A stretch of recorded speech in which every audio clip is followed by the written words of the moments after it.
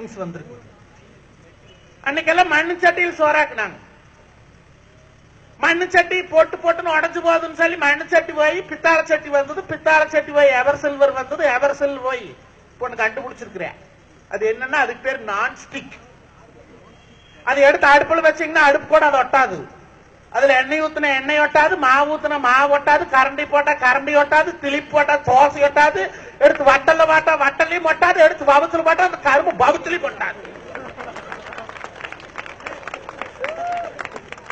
அதுதான் non stick. கல்யாணம் மூச்சு வரையிலே பொம்பளை கேட்கறா மாமியா கிட்ட, அத்தை மிளகு எங்க அரைக்கிறதுங்க? அவ சொல்ற மாமியா, சாமி அம்மிக்கல் வாஸ்படியில் இருக்குது, அங்கதான் மிளகு அரைக்கணும் கண்டு. பெரிய மருமம் இப்படித்தான் கேட்டா, நான் அப்படித்தான் சொன்னேன், ஆனா அவ இங்கதான் அரைச்சா. நீங்க எங்க அரைக்கிறிய அப்படின்னா, அக்கா எப்படியோ மறு தகச்சி அப்படின்ட்டு அவளும் தலையிலேயே மிளகு அரைக்க ஆரம்பிச்சுட்டா.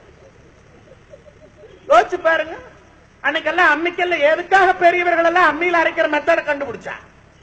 ஆட்டங்கள் எதுக்கு ஆட்டாங்க? மாவு ஒண்ணுல மாவு மாரியாத்தா நோம்பிக்கு பச்சரிசி இடிச்சு பச்சமா பிணைவாங்க. இன்னைக்கு எல்லாம் மாவு மில்ல கொண்டு போய் மாவு அரைச்சிட்டு வந்து பாவுதி பிணைஞ்சு வச்சுக்கிறாங்க.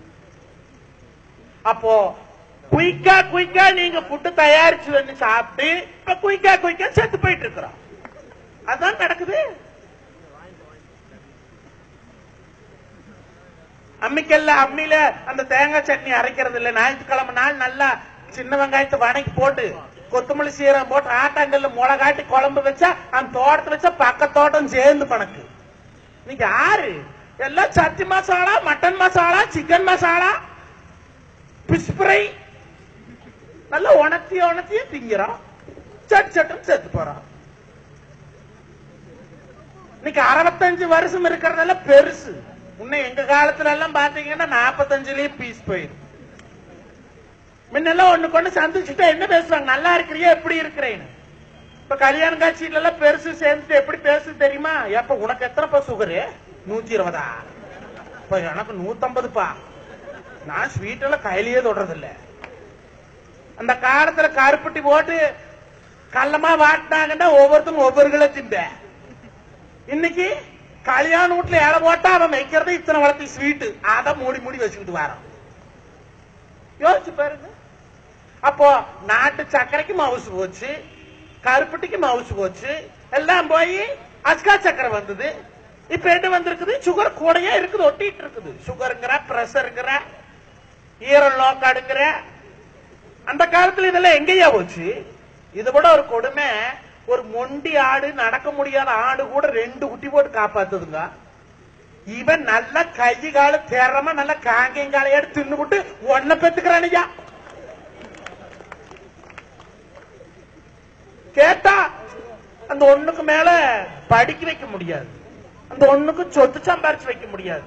அப்படி கொப்பாரு நினைச்சிருந்தானே எப்படி 12 ரூபாய் பெத்திருப்ப. இன்னைக்கு அந்த ஒண்ணுமே பெத்துக்கிறக்கு வேலை இல்லாத மாட்டுக்கு செனை ஊசி போடுற மாதிரி இன்னைக்கு நாம போய் ஊசி போட்டு புள்ள பெத்துக்கிறோம். இதெல்லாம் எப்படி வந்துச்சு? நம்மளுடைய உணவு பழக்க வழக்கங்கள். வாரத்துக்கு ஒரு முறையினால் அந்த சிறுதானியத்தில் இருக்கக்கூடிய சத்துக்கள் எல்லாம் உடம்புக்கு வேணுமுங்க. எதுக்காக அந்த காலத்துல கம்பு ராய் எல்லாம் சாப்பிட்டாங்க? அதிகமான பைபர் இருக்குது, அதிகமான வைட்டமின்ஸ் இருக்குது, அதெல்லாம் உடம்புக்கு வேணும்னு தானே. இப்ப அன்னைக்கெல்லாம் ஞாயிற்றுக்கிழமை அன்னைக்கு, சனிக்கிழமை அன்னைக்கு தான் இட்லி சுடுவாங்க. ஒவ்வொரு வீட்டுல மாசம் ஒரு கத்தை இட்லி சுடுவாங்க. இப்ப இட்லி சட்டி அடுப்புட்டு கீழே இறக்குறதே கிடையாது. வகை வகையா சுட்டு தின்னீங்க.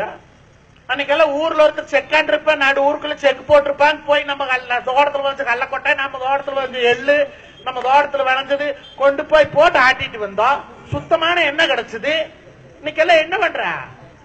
1 லிட்டர் நல்லெண்ணெய் என்ன விலைங்க? 1 லிட்டர் நல்லெண்ணெய் 120 ரூபாய்.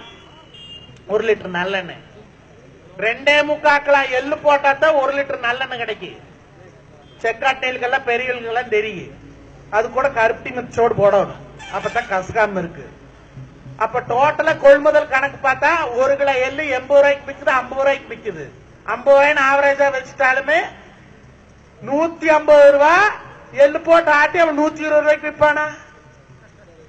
எல்லாம் குருடாய் இல்ல நல்லெண்ணெய் எசன்ஸ் கலைக்காம மித்து திரியுற பாக்கெட் பண்ணி கலர் கலரா சினிமா நடிகை வந்து நான் கேரண்டி நான் கேரண்டி நான் கேரண்டின்னு இவன் கேரண்டி விட்டுறேன்.